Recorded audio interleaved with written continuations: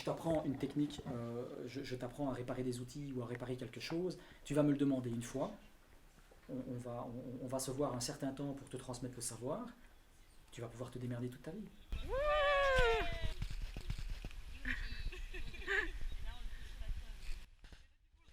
Moi, je dirais le bushcraft, c'est vivre dehors, mais il y a aussi toute la connaissance, on va dire, de la faune, de la flore. Plus tu en connais sur le monde qui t'entoure, plus tu as de capacités.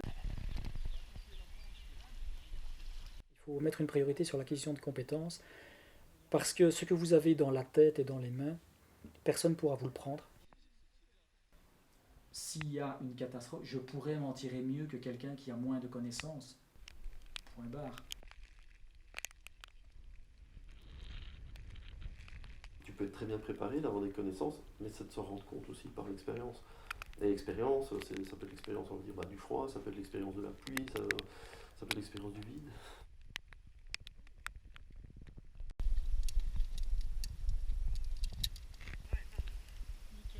Sinon, tu vas te retrouver sur un coin et tu vas partir à gauche ou à droite, et c'est là que tu vas aller te faire mal sur les rochers. Et des rochers comme ça dans les côtes, ça ne fait pas. Voilà, attention au trou.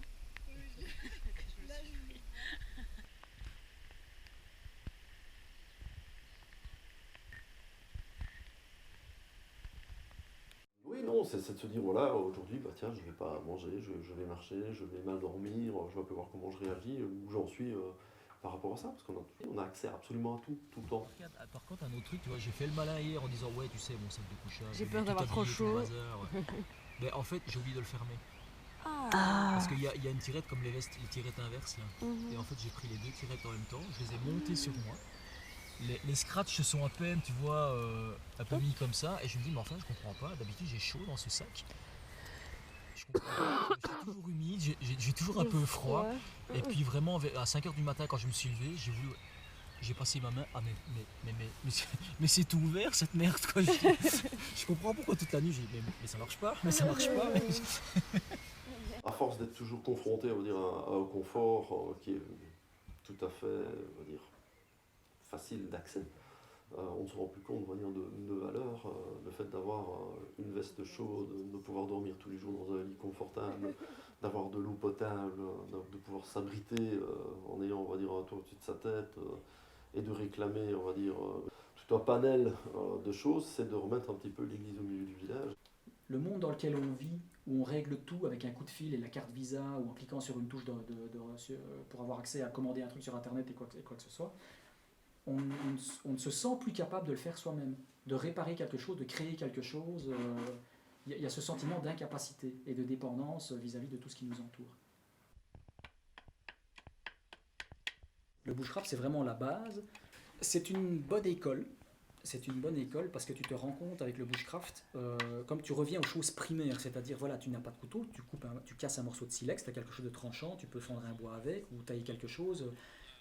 Tu reviens tellement à quelque chose de primal, de faire vraiment un peu quelque chose avec rien, ce que tu trouves par terre, que là, ça te fait réellement conscientiser que tu es capable de faire beaucoup de choses si tu trouves pas grand-chose.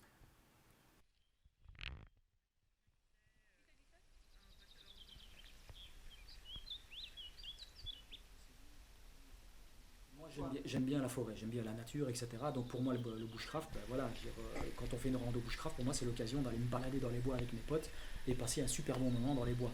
Et des fois, on fait des trucs, bon, allez, cette rando-là, on l'a fait avec presque rien. Ou alors, cette rando-là, on va tester tout le matos qu'on a acheté, quoi. Bon, alors on part avec des sacs à dos énormes. Et puis on se rend compte qu'on revend la moitié après parce que ça servait à rien, en fait. Mais ça permet de tester le matos, quoi. Je veux dire, bon, c'est un jeu, on s'amuse. Voilà, qu'on rigole, quoi. Ça permet de faire un barbecue tous ensemble, de faire un petit feu, faire griller les saucisses qu'on a amenées, etc. Tester le matos, rigoler. Enfin, c'est de la vie sociale.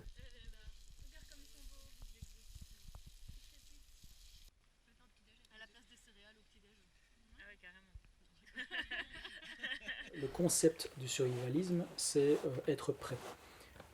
Maintenant, être prêt à quoi on parle toujours dans le monde du survivalisme de rupture de normalité. Une rupture de normalité, ça peut être simplement En plein cagnard, bah, insolation, trop de chaleur, déshydratation, etc. Vous êtes en situation de survie. On pense jamais à ça, on s'imagine toujours que oui, rupture de normalité pour un survivaliste, c'est les bombes nucléaires, machin, etc. C'est de la foutaise.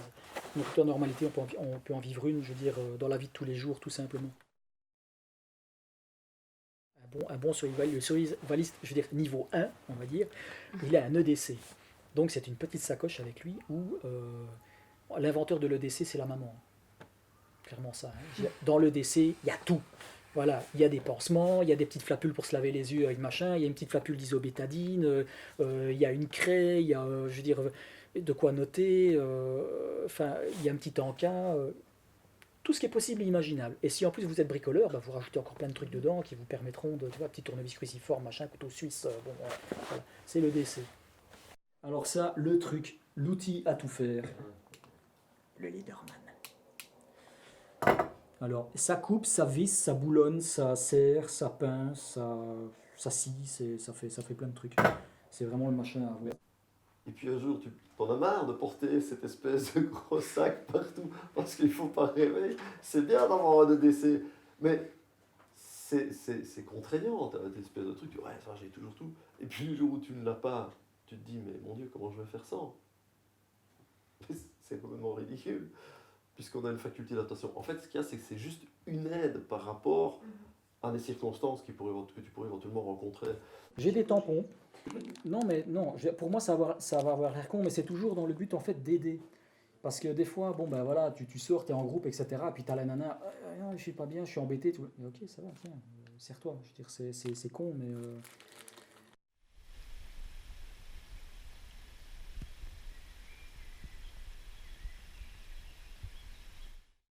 J'ai un petit peu grandi avec les Mad Max, machin, etc., avec les films post-apo un petit peu des années 80, quoi, et ça m'a toujours bien branché, cette idée de ouais, mais bon, si jamais un jour je suis vraiment dans une situation qui est désastreuse, j'ai envie de pouvoir faire quelque chose, envie de pouvoir m'en tirer, envie de pouvoir aider les autres, etc., tchic et bon, et pas simplement être une victime de ce qui se passe, ne pouvoir rien faire. Il y a 8 à 10 ans, bah, j'ai sympathisé avec un pote, avec un gars qui est devenu un pote, qui était militaire. Et bon, le courant est bien passé, on a papoté, et puis bon, bah, on a vu qu'on avait un petit peu les mêmes idées, qu'on était bricoleurs, qu'on était des merdards, qu'on essayait toujours de trouver des bons plans pour faire au mieux, au moins cher et au plus pratique. Et du coup, bah, il m'a présenté ses autres potes qui étaient aussi dans la même mouvance, et en fait, c'est là que j'ai découvert que j'étais survivaliste en fait.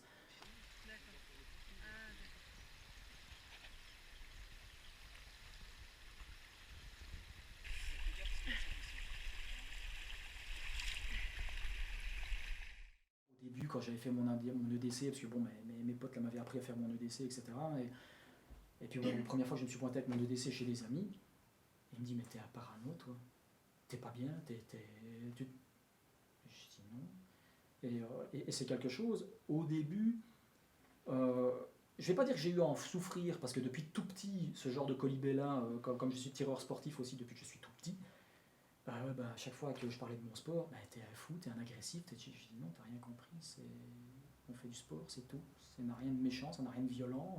Le survivalisme, c'est pareil, c'est pas de la paranoïa, c'est juste que moi, avec ce que j'ai là, si tu te pètes la figure et que tu t'ouvres les genoux, moi je vais pouvoir te soigner. Parce que j'ai un petit peu de désinfectant, j'ai des pansements, patati, patata. Toi, t'as quelque chose sur toi? Non. Voilà, c'est tout.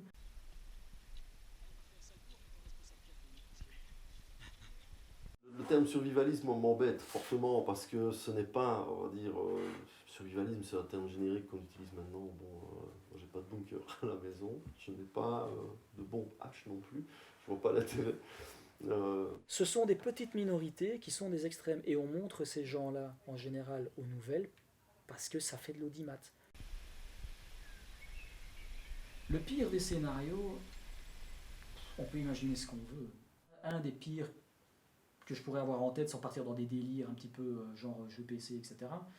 Mais c'est vraiment la déliquescence de la société, qui partirait un petit peu en vrille, et que on a des zones de non-droit, et que les riches sont dans des zones hyper protégées, et puis après ailleurs c'est vraiment le Bronx. Ce serait peut-être le pire scénario réaliste qui pourrait arriver.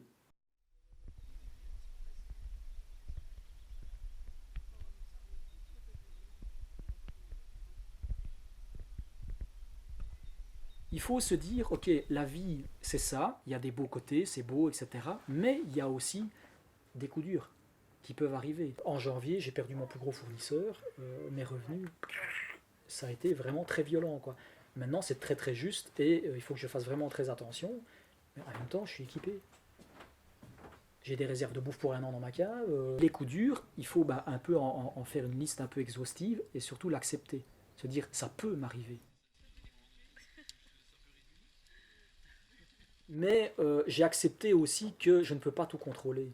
Parce que au bout d'un moment, euh, tu te rends compte dans la vie que t'as beau tout préparer, tout faire carré, tout le bazar, je suis balèze, je sais, non, non, en fait on n'est rien du tout, on n'est qu'un confetti dans l'univers, il y a un souffle de vent, on disparaît, hein. Et puis point barre, il faut l'accepter.